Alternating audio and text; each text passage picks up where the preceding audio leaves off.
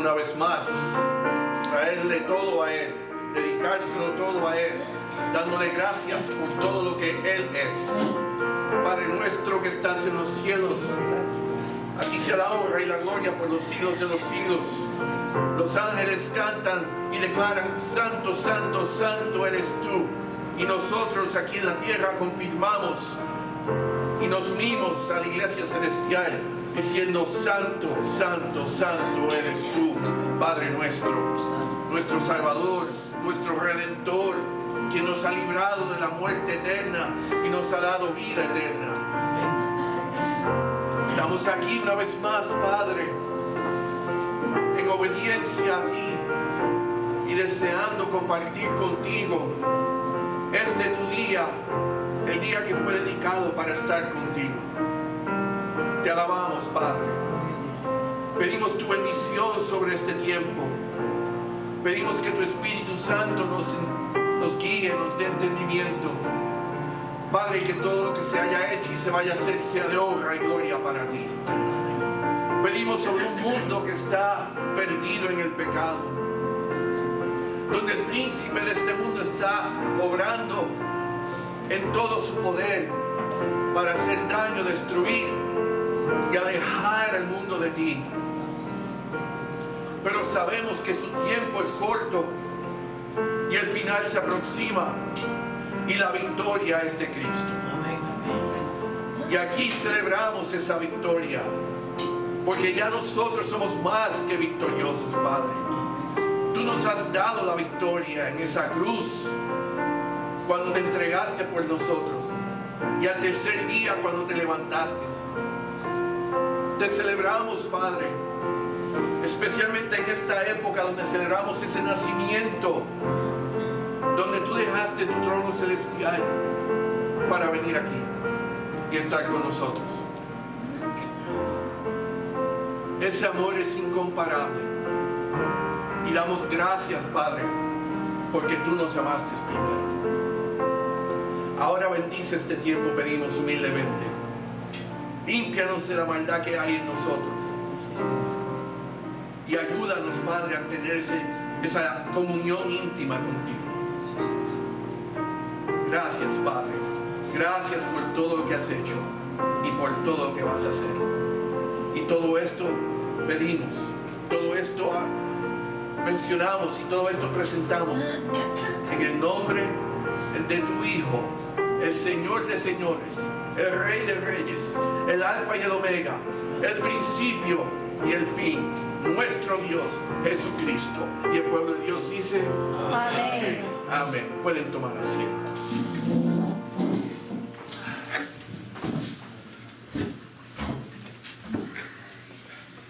Y antes de comenzar, se me olvidó hacer un pequeño anuncio acerca del evento de este viernes por la noche, que es la fiesta de Navidad de los Ríos en casa de Yaixa. Así que si pueden, vayan y compartamos los unos con los otros a las 8 de la noche. A las 8 de la noche. Así le da tiempo a todo el mundo llegar del trabajo. No coman antes de ir. Bueno, coman así es más para mí. No. Pero no, vamos a tratar de reunirnos este viernes y tener ese tiempo de compañerismo en casa de Yaixa una vez más a las 8. Si no saben dónde es, Yaixa está allá atrás, pueden hablar con ella y pedir la dirección y comunicarse con ella. La semana pasada hablamos acerca de la triunfal segunda venida de Cristo y la derrota final del anticristo, el falso profeta y todos sus ejércitos en la batalla de Armagedón. El capítulo 19 concluye de esta forma en los versículos 20 y 21. Dice: y la bestia fue apresada y con ella el falso profeta. Estos dos fueron lanzados vivos dentro de un lago de fuego que arde con azufre. Y el versículo 21 dice: y los demás fueron muertos con la espada que salía de la boca del que montaba el caballo. Por favor, noten que hay una diferencia aquí.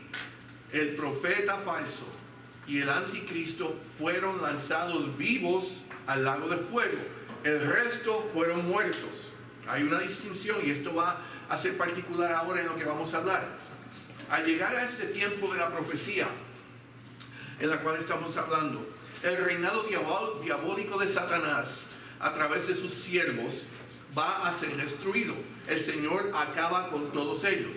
Y como dije, el anticristo y el falso profeta, a diferencia de los demás, sus ejércitos y los otros demonios, ellos fueron inmediatamente lanzados vivos al tormento eterno, un lago de fuego que arde con azufre.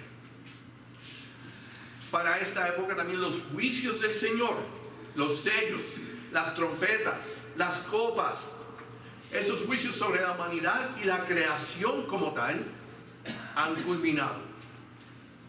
El juicio de Dios ha terminado. Y solo queda un remanente de la población que se mantuvo firme en Cristo y sobrevivieron hasta el final. Así que si pueden visualizar dónde estamos en la profecía, y pensando que hay casi 8 billones de personas en el mundo hoy por hoy, para esta época lo que va a quedar es un remanente de esos 8 billones. ¿Cuántos? No se sabe, pero no van a ser muchos.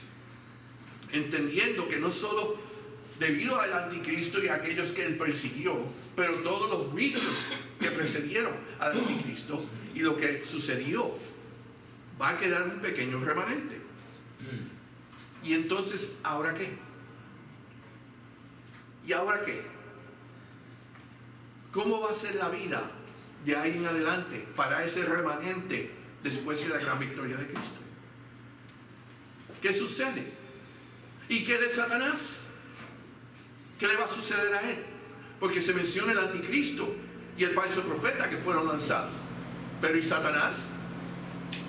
El jefe de jefes, el más malvado de todos, está escondido bajo una roca. Con eso les pido que vayan conmigo al próximo capítulo 20. Vamos a comenzar leyendo los primeros 3 versículos, aunque vamos a ir a través del capítulo en su totalidad. Y como pueden ver, hay varias referencias bíblicas a las cuales vamos a ir, y eso es necesario debido a varios puntos. Hay varias interpretaciones dentro del tema que vamos a hablar esta mañana. Hay diferentes doctrinas aquí que necesitamos entender, y es necesario usar e ir a la palabra de Dios para afirmar nuestra creencia y nuestra fe. Amén. Versículos 1 al 3 del capítulo 20 dice así: vi a un ángel que descendía del cielo con la llave del abismo y una gran cadena en la mano, y prendió al dragón, la serpiente antigua, que es el diablo y Satanás, y lo ató por 1000 años, y lo arrojó al abismo, y lo encerró, y puso sus sellos sobre él, para que no engañase más a las naciones, hasta que fuesen cumplidos, ¿cuántos? 1000 años. Y después de esto debe ser desatado por ¿cuánto? Un poco de tiempo. 1000 años y un poco de tiempo. El tema de esta mañana es el milenio.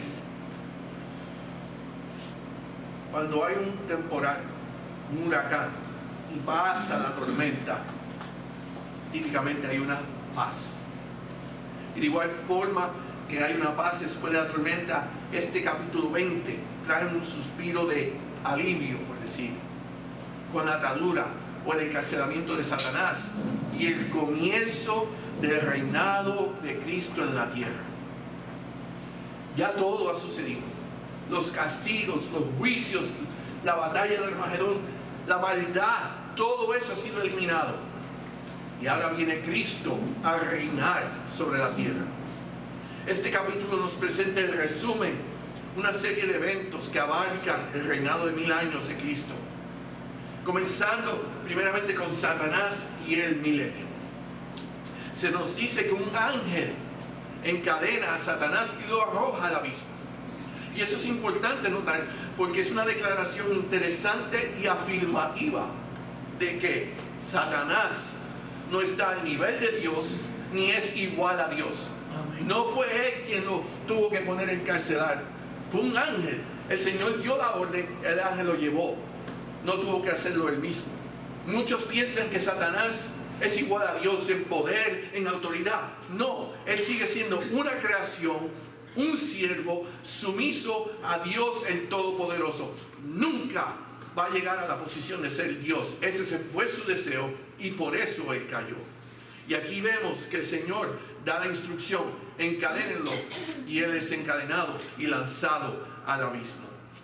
Algunos interpretan esta encarcelación como simbólica, o que ya ha sucedido espiritualmente, y por eso digo hay varias interpretaciones. Piensan que es espiritual y no es literalmente que va a ser encarcelado. Ya hemos estudiado que en el abismo hay demonios que están encarcelados y eventualmente van a ser sueltos, liberados durante este periodo para hacer daño. El día, la fecha ya está establecida para cuando ellos salgan y van a salir. Y ahora decimos que esta encarcelación es simbólica. Si es nuestro entender que la batalla del Armagedón es literal, el arrojar a la bestia y el falso profeta al lago de fuego es literal, la matanza de los reyes y todos los ejércitos en la batalla de Armagedón es literal. Si creemos que Satanás es literal, entonces ¿por qué no vamos a creer que este encarcelamiento es literal? No tiene sentido. No podemos dividir la palabra y decir esto es simbólico y esto es literal. Sí, hay simbolismo en la palabra y lo hemos explicado anteriormente. Pero tenemos que mantenernos dentro del contexto de lo que se está hablando en este momento. Y hasta este punto, todos los hechos que se están hablando son hechos literales. Van a llevarse a cabo. Entonces tenemos que entender que si el Señor dice Satanás va a ser encarcelado, amén, Satanás va a ser encarcelado en el poder del Señor. Amén. También se nos menciona cuál es el propósito del encarcelamiento. No es el castigo final de Satanás, sino es una restricción temporaria, dice ahí, para que no engañase más a las naciones. Y aquí nos clarifica cuál es el daño y el propósito de Satanás a través de la historia. Él es el engañador. Desde el comienzo, con Adán y Eva, todo lo que él ha hecho es engañar al mundo, manipular la verdad y convertirla en mentira, con el propósito, único propósito, de que le sigan a él y se alejen de Dios. Otra razón por la cual pensamos que el encarcelamiento de Satanás no es simbólico o todavía no ha sucedido como otros piensan. En otras palabras, no ocurrió en la hora final de Jesús en la cruz, no ocurrió en su resurrección, ni tampoco en el establecimiento de la iglesia, como algunos interpretan. Y pensamos eso porque su obra como engañador no ha cesado y continúa hasta el día de hoy. ¿Qué estamos viendo en el mundo? La mentira de Satanás. Todo lo que antes era considerado como no apropiado, no aceptado, no tolerado, lo estamos viendo hoy como aceptado, apropiado o tolerado. Lo que antes era malo, ahora es bueno. Lo que antes era bueno, ahora se considera malo. El cristianismo es intolerable. Ustedes son intolerables. ¿Por qué? Porque siguen la verdad. Y estamos viendo, como decimos, el mundo boca arriba. ¿Quién es ese? Sino Satanás, el engañador. Este hecho, el hecho de que todavía Satanás está obrando, el hecho de que todavía él no ha sido encarcelado, el hecho de que todavía no hemos llegado a este punto de la profecía, fue confirmado y es afirmado por el apóstol Pedro en su primera carta, cuando declaró en el capítulo 5, versículo 8: sed sobrios y velad, porque vuestro adversario, el diablo, como león rugiente, anda alrededor buscando a quien devorar. Si Pedro, que era parte del apostolado, quien estuvo con Cristo durante los 3 años de ministerio, quien estuvo durante la crucifixión y la resurrección, en el establecimiento de la iglesia, él está diciendo, hay que tener cuidado todavía con Satanás porque él está obrando. ¿Cómo vamos a decir que esto ya se ha llevado a cabo? Que él está encarcelado. Mi entendimiento de un encarcelamiento es, tú estás aislado, no puedes obrar.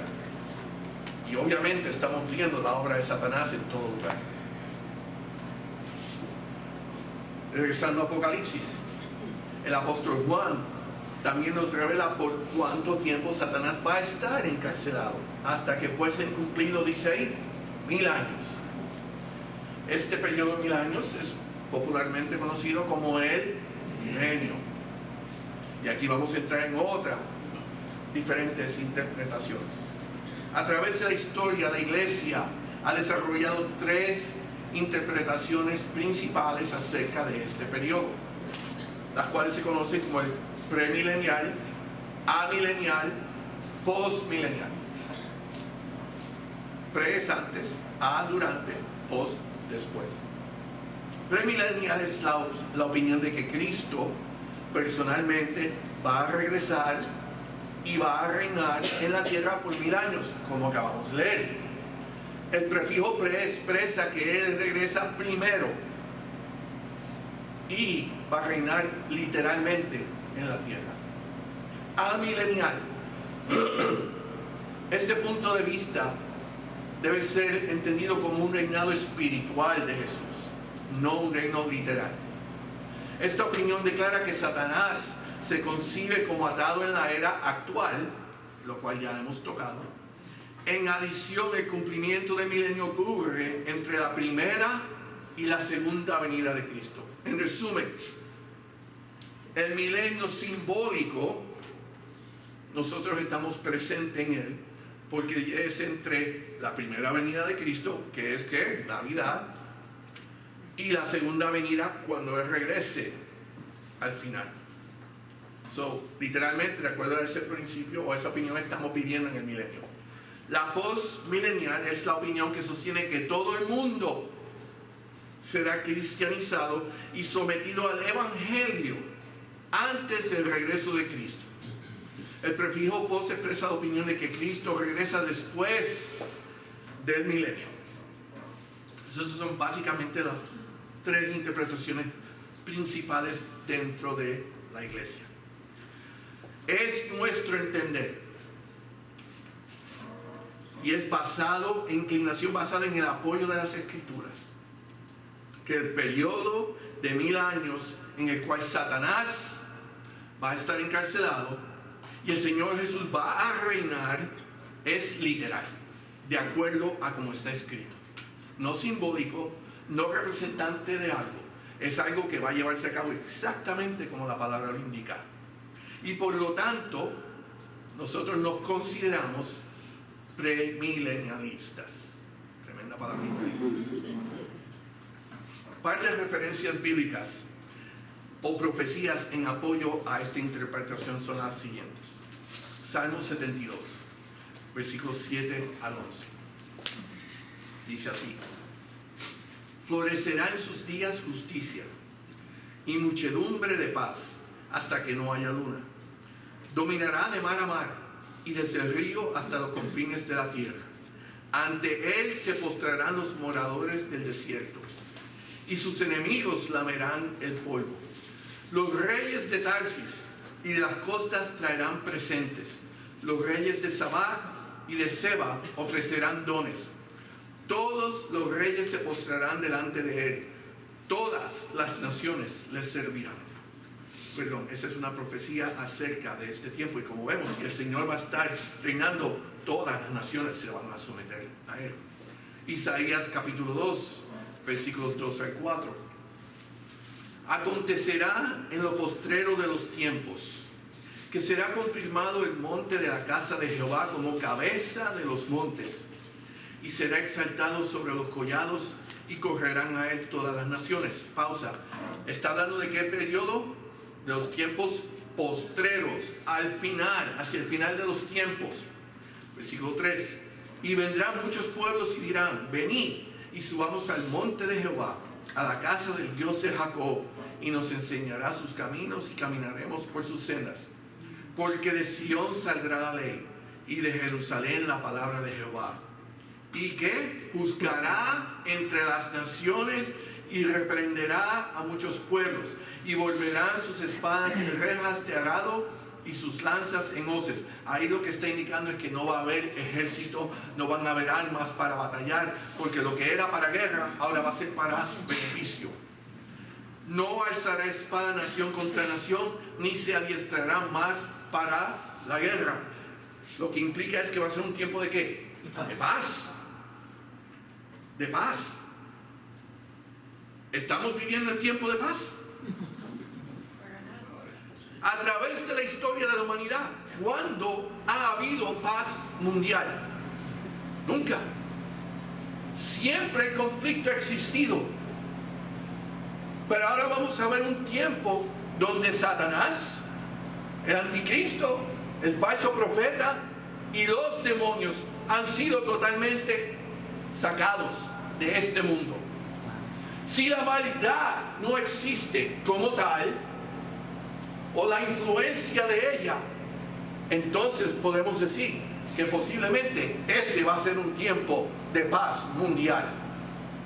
¿Por qué? Porque Satanás no va a ser más el príncipe de este mundo. Y a eso podemos decir amén.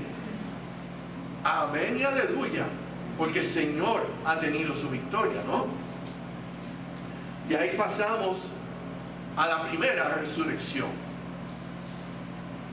Juan también menciona dos grupos de personas que van a ser resucitadas y van a reinar con el Señor durante ese periodo del milenio. Versículo 4 dice así: y vi tronos y se sentaron sobre ellos los que recibieron facultad de juzgar, y vi las almas de los decapitados por causa del testimonio de Jesús y por la palabra de Dios, los que no habían adorado a la bestia ni a su imagen, y que no recibieron la marca en sus frentes ni en sus manos, y vivieron y reinaron con Cristo. ¿Por cuánto tiempo? 1000 años. Una vez más está diciendo ahí que estos dos grupos van a reinar con Cristo por 1000 años. Yo no veo la conclusión, sinceramente. Yo no entiendo por qué tanta interpretación, pero es para mí bastante claro. Ok, dos grupos dice ahí, los que recibieron facultad para juzgar, y el segundo, los mártires de la gran tribulación. Mártires porque ellos rechazaron a la bestia, no la adoraron y no recibieron su marca. Y ahí están esos dos grupos. Estimamos que el primer grupo se refiere a los santos de la iglesia, a usted y a mí, a todos aquellos que han aceptado a Cristo a través de la historia. Y eso es debido a todas las promesas específicas dadas a la iglesia con respecto al juicio y al gobierno con Cristo. Aquí tenemos 3 referencias que quisiera usar. Evangelio de Lucas, capítulo 22, versículos 29 y 30. Dice así: yo pues os asigno un reino, como mi Padre me lo asignó a mí, para que comáis y bebáis a mi mesa en mi reino. Ahí está hablándole a la iglesia.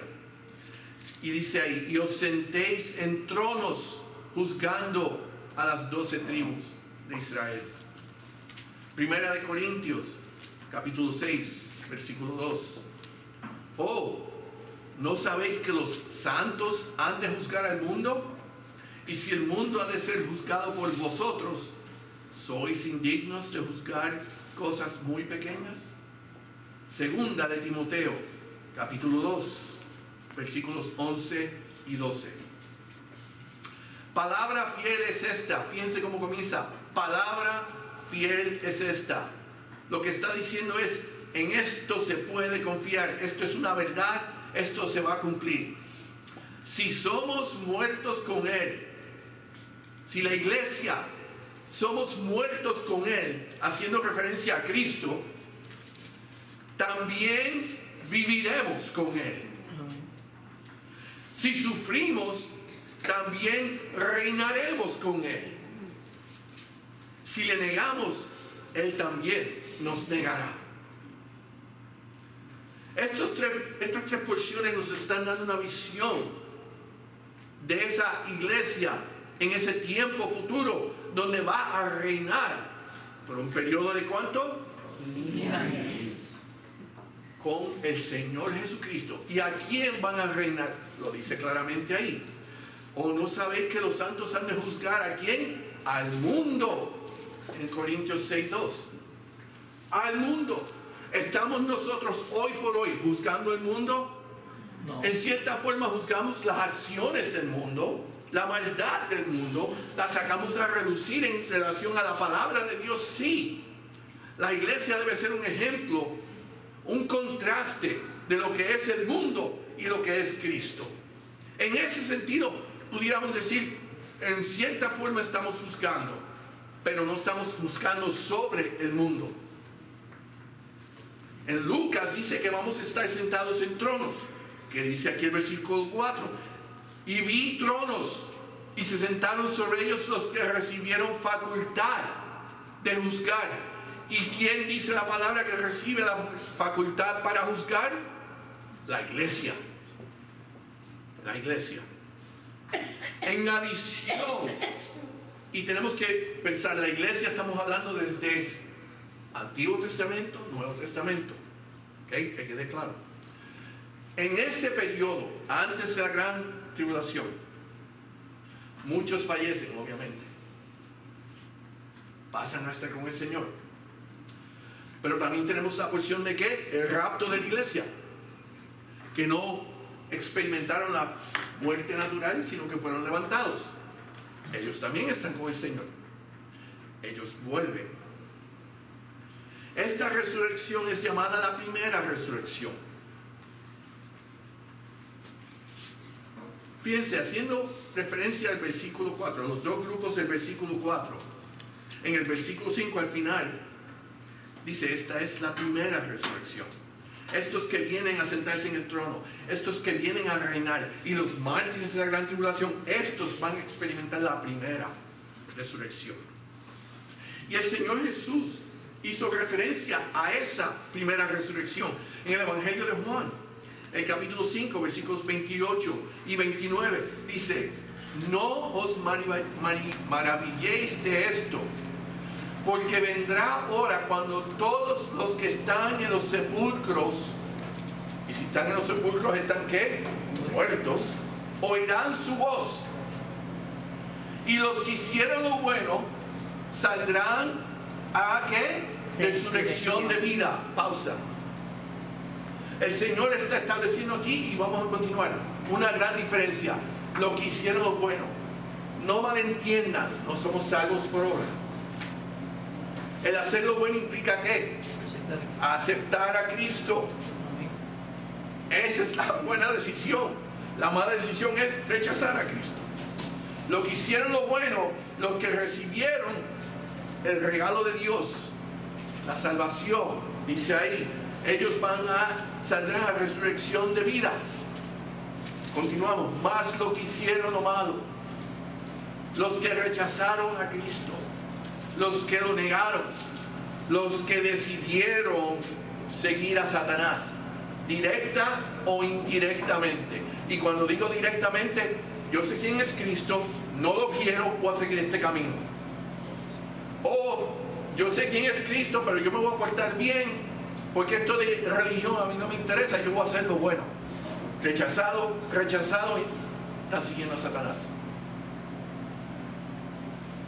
El presidente Bush, cuando el ataque del 9/11 y él se le habló a la nación, dijo, hay dos grupos: los que están con nosotros o los que están en contra de nosotros.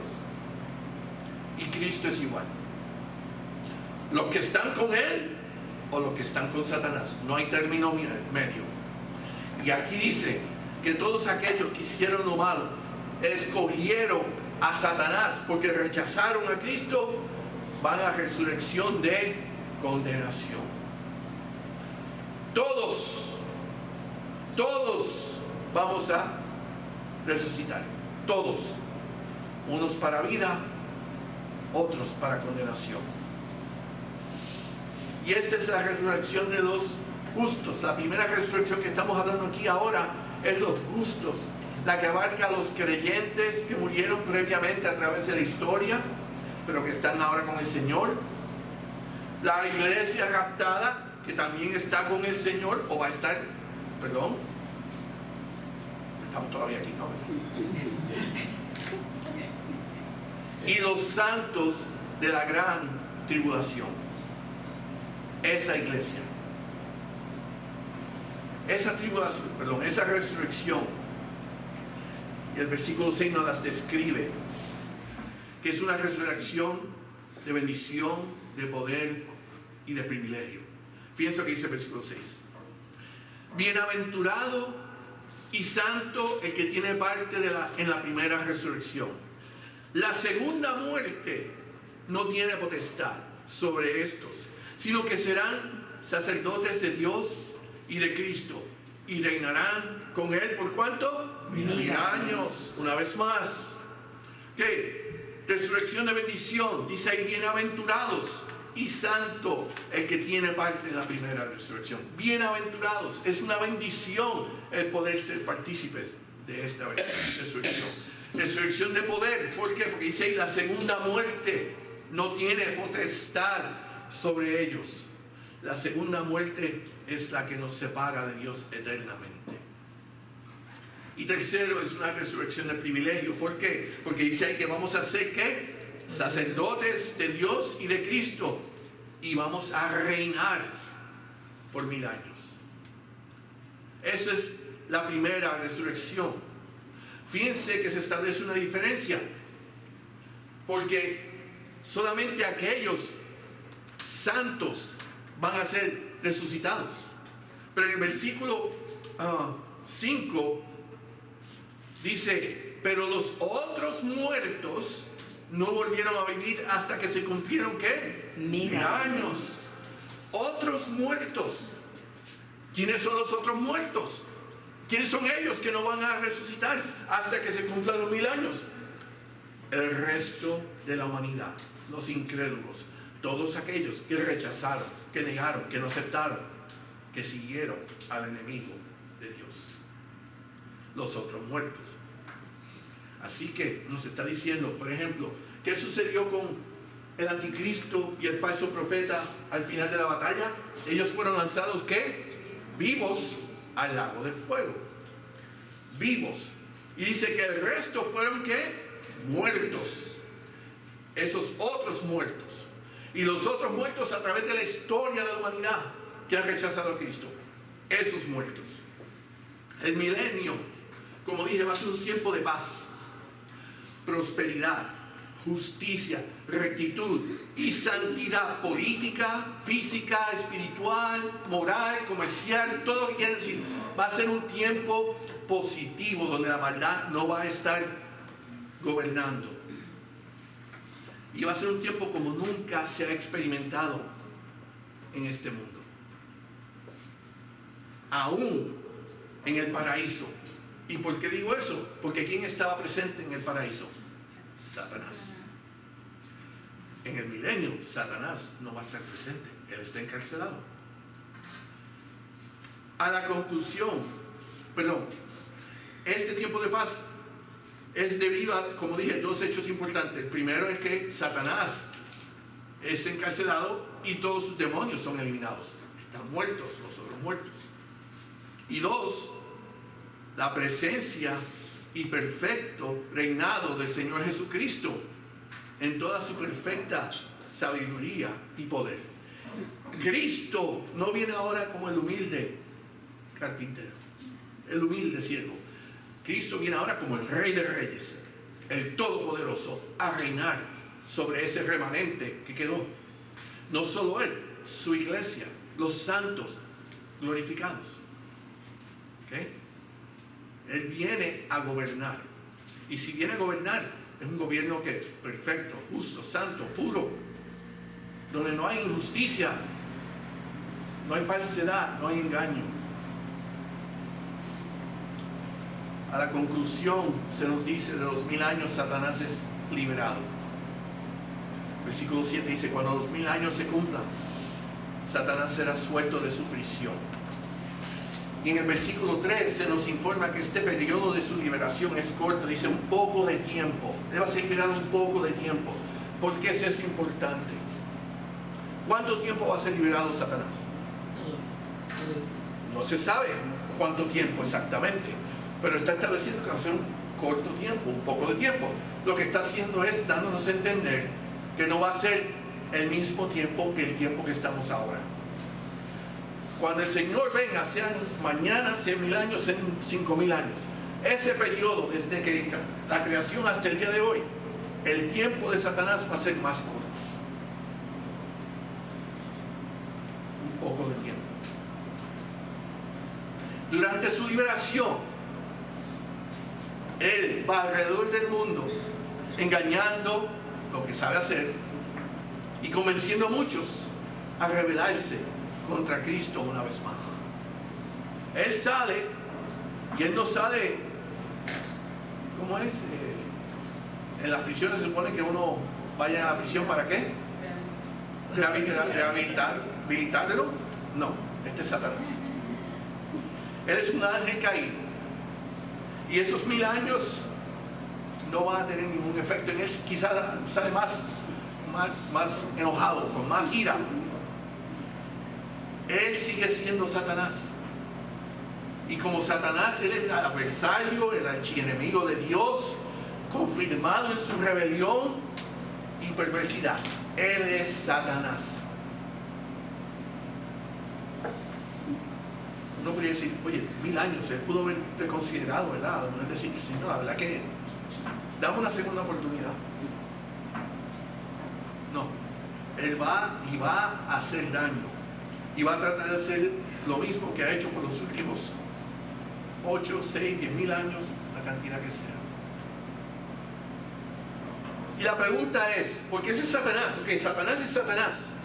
¿Cómo es posible que después de 1000 años, bajo un gobierno perfecto, justo, santo y puro, las gentes consideren seguir la maldad de Satanás una vez más? Todo es bueno. ¿De qué se van a quejar? Cristo es el rey, el gobierno. No hay maldad ninguna. No hay influencia mala porque Satanás no está presente. Y él sale y la gente le sigue. ¿Cómo es posible? Una vez más, el hombre siendo hombre, ¿no? Hay que entender que estos tentados 1000 años más tarde son los descendientes de los santos de esa gran tribulación, de ese remanente al final de la gran tribulación. Han pasado 1000 años, hermanos, o van a pasar. ¿Cuántas generaciones no nacen en 1000 años? Y van a haber muchos. El planeta se va a poblar una vez más. Quiere decir que va a haber muchas nuevas vidas en este mundo para el tiempo que Satanás se ha soltado. ¿Y qué sucede? Sí, pero es Cristo quien está gobernando. Todo es posible. Y la iglesia, no va a haber injusticia, no va a haber maldad.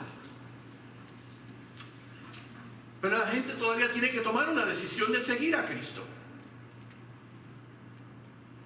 Y durante ese periodo va a haber una externa aceptación de lo que sucede.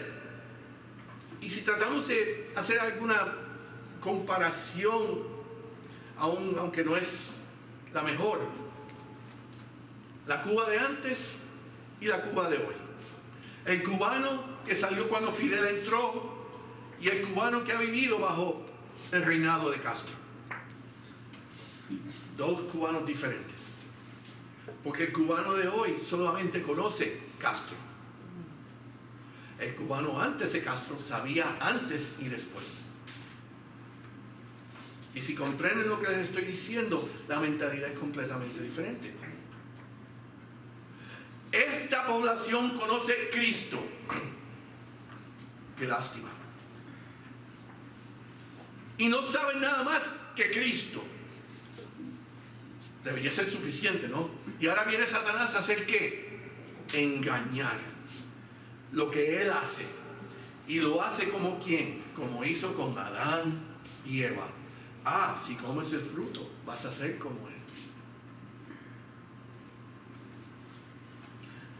Al parecer, para muchos, va a ser una aceptación externa o una apariencia externa, pero no una aceptación interna. Sí, yo sé quién es Cristo, pero yo no soy de Cristo. Obedezco porque es lo que debemos hacer y está todo bien. Cuando las cosas están bien, nosotros seguimos por ahí, ¿no?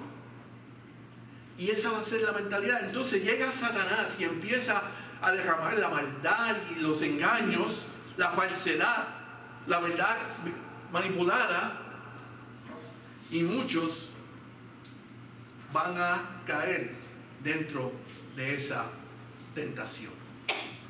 Porque era simplemente una conformidad externa y no una realidad interna. Como resultado, cuando experimentan la tentación, siguen al enemigo de Dios. Pero fíjense, uno puede decir, pero ¿cómo Cristo? ¿Por qué lo permite? ¿Por qué el Señor? A través de la historia de la humanidad, el hombre siempre ha querido culpar a otro o a algo por sus pecados. Eva, la serpiente me dijo, Adán, la mujer que tú me diste, la culpa es de otro, no soy yo no tomé la decisión, ella me forzó. Mira, ¿cómo debo decir que no? Y desde ese momento en adelante el hombre siempre, la culpa es de alguien más. Oh, mis padres, mi hogar, que estaba la sociedad, el gobierno injusto, mira, esto, aquello, siempre es algo. No, si aquel lo hizo, yo lo voy a hacer también. No es que yo tomo la decisión, es porque mi alrededor, mis circunstancias, en el mundo que vivimos. Ah, si eso no es nada, todo el mundo lo hace. Durante el reinado del Señor Jesús, la humanidad va a tener 1000 años en un ambiente perfecto, sin Satanás influenciando. Hace Satanás, muchas veces, Satanás. Satanás o yo. No hay Satanás, no hay crimen, no hay violencia, no hay maldad, no hay discriminación o injusticia, ni alguna otra influencia negativa que pudiéramos decir, mira lo que está sucediendo. Es más, no es que sean perfectos, que quede claro. Esta nueva generación son personas humanas que nacen en un cuerpo natural. No tienen lo que consideramos hoy en día la influencia del pecado porque ya no está. Pero siguen teniendo libre albedrío. Ellos pueden tomar decisiones por su parte. Lo que no tienen es la tentación y la influencia del enemigo. 1000 años. Y el juicio es perfecto. Hay una discusión entre hermanos, hermanas, amigos, amistades, vecinos. ¿Quién va a juzgar? El Señor y su iglesia. La decisión es final. Esto es claro, punto. No hay más que discutir. Es perfecto. En otras palabras, no va a haber ninguna excusa posible la cual justifique el no aceptar a Cristo y mucho menos el seguir a Satanás una vez más. No hay excusa. No que la haya hoy, pero en ese periodo, ¿qué pueden decir? El hombre en su debilidad. Y vamos a pensar de esta forma. Ese periodo después del milenio es el filtro final. Y todo aquel que decida creer en la mentira de Satanás, va a pagar las consecuencias. ¿Y cuántos eran? Versículo 8 dice, el número de los cuales es como la arena del mar. El planeta está una vez más poblado. Y todos los que van a seguir a Satanás es como el número de la arena. Son muchos. Y Satanás sale con un solo propósito: reunirlos para ir en contra de Cristo una vez más. Armagedón Part 2. Pero ¿qué sucede? No esta vez. El Señor Jesús ejerce su justicia y los extermina inmediatamente. No hay ni batalla. En este caso ni llegó al comienzo. Fíjense, versículo 9. Y subieron sobre la anchura de la tierra y rodearon el campamento de los santos y la ciudad amada. Y la ciudad amada es Jerusalén. Y de Dios descendió fuego del cielo y los consumió. Y los consumió. El Señor los extermina inmediatamente. Dios finalmente trata con el diablo y sus seguidores por siempre. Versículo 10. Y el diablo, que los que engañaba. Fíjense, ese término es importante. Tenemos que hacer énfasis en eso, porque eso es lo que el diablo hace. Nosotros no estamos peleando o batallando contra el pecado. Estamos batallando contra el engaño de Satanás, que causa que el hombre y la mujer y la humanidad peque, porque creen en una falsedad. Satanás es una falsedad. Por lo tanto, lo que él genera es todo falso, aunque parezca ser la verdad. Y dice, el diablo que los engañaba fue lanzado ¿dónde? En el lago de fuego y azufre. Ahí a unirse con sus amiguitos, el anticristo y el falso profeta, donde estaba la bestia y el falso profeta. Y serán atormentados día y noche. ¿Por cuánto tiempo? Siglos de los siglos. ¿Por cuánto tiempo? Siglos de los siglos. Eternamente. Eternamente. Después de haber lanzado a Satanás a su sentencia eterna, ahora los otros muertos tienen que ir ante la presencia del juez supremo, el Mesías, el cual está sentado en el gran trono blanco. Versículo 11. Y vi un gran trono blanco, y al que estaba sentado en él, de delante del cual huyeron la tierra y el cielo, y ningún lugar se encontró para ellos. Ahí vemos al Señor en su gloria, soberanía, en su trono para el juicio final, lo que conocemos como el día del Señor, juicio final. Versículos 13 y 15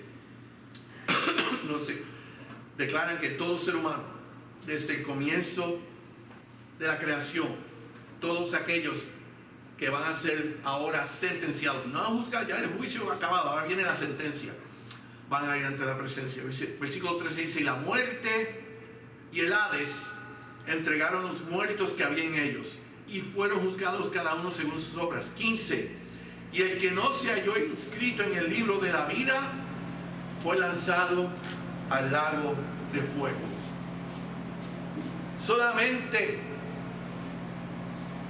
por decirlo simple, la iglesia de Cristo, todo aquel que pertenece a la iglesia de Cristo, su nombre está inscrito en el libro de la vida.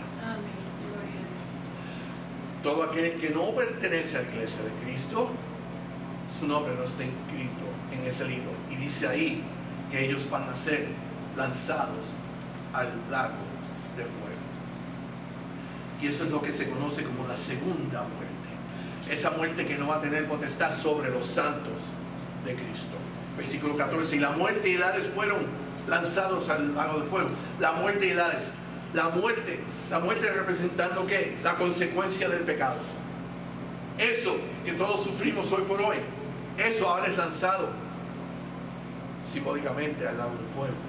Y el Hades es el lugar donde van aquellos. Esta es que la segunda muerte, dice ahí. Y para aquellos que piensan o que no están ciertos en cuanto si el castigo eterno o no es eterno, si la sentencia del cual el Señor habla tanto, de la que la iglesia tanto le dice al mundo, hay dos caminos, el cielo o el infierno, ambos son eternos, es donde queremos estar. No, pero el Señor en su misericordia, yo no puedo creer que vaya. El Señor es justo. Y si el Señor dice, esta es la sentencia, ¿quiénes somos nosotros para ponerlo en duda a Él? Pero por si acaso, Mateo 25:46 dice, e irán estos al castigo eterno y los justos a la vida eterna, claramente estableciendo los dos caminos. Marcos, Evangelio de Marcos, capítulo 9, versículos 43 y 44, pero si leen esa porción completa es el mismo mensaje, repitiéndose. Dice, si tu mano te fuera ocasión de caer, y después menciona el ojo, y menciona el oído, córtala. Mejor te es entregar en la vida, mejor te es entrar en la vida manco que teniendo dos manos ir ¿a dónde? Al infierno, al fuego que no puede ser apagado, donde el gusano de ellos no muere y el fuego nunca se apaga.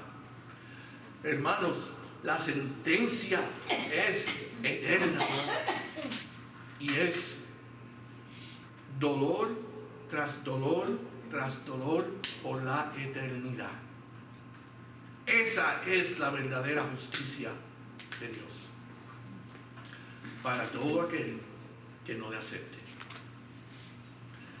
Hay otros versículos que nos dan a entender que dentro de ese infierno hay diferentes niveles de sufrimiento. Por más mínimo que sea el sufrimiento, es eterno. Piensen en una migraña eterna. Mejor es volarse la cabeza. Y esa es una migraña. Ahora imagínense el infierno. Es serio el tema. Pero vemos la gloria de Dios en victoria. Y a este tiempo, en esta porción que acabamos de leer, llegamos a la conclusión de lo que conocemos como esta creación y el juicio final de Dios sobre el pecado y la muerte. No más el mundo tendrá que sufrir dolor, tristeza, injusticia o muerte.